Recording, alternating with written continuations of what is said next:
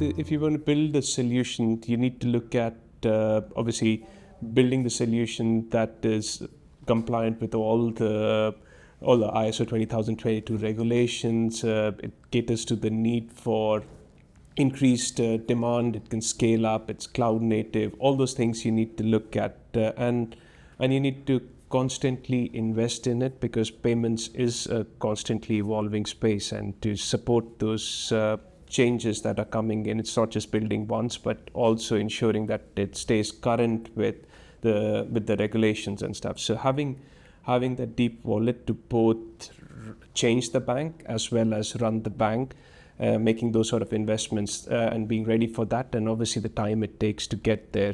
Those are the key considerations which you need to have when you're thinking of building a solution.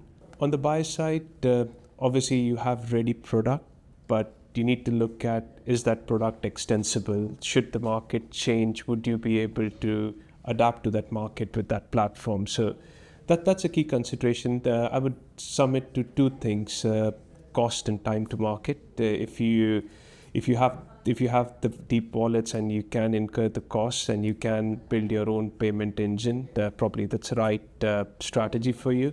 But if you want to get time to market and yet look at a solution that can give you extensibility in the future, investing into platforms that provide that capability to extend would be a good approach to take.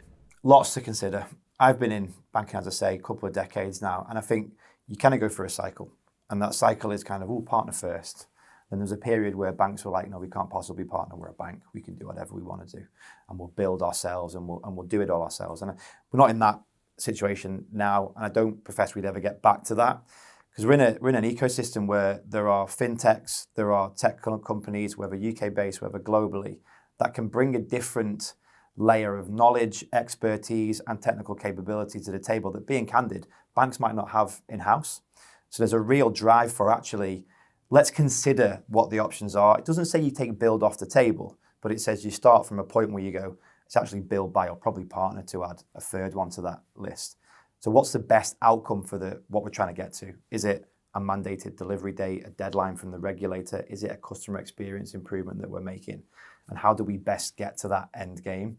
Is that ourselves, or is that through a partnership? And that partnership could be with someone who we already have a relationship, or it could be someone completely brand new. And NatWest is open to that, open to all options. We've got a couple of good examples where we effectively buy their framework, and then it's almost like in between buy and build.